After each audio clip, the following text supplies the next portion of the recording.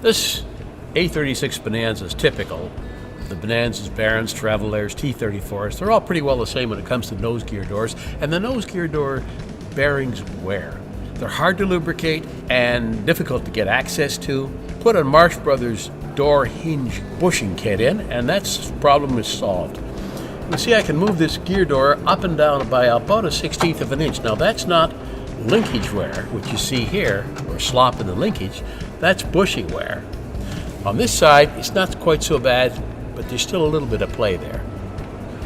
The Marsh Brothers kit consists of 2 drills for drilling out the hinge arms, Aerotough bushings to go in each of the bushing locations, stainless steel sleeves, and all the hardware you need.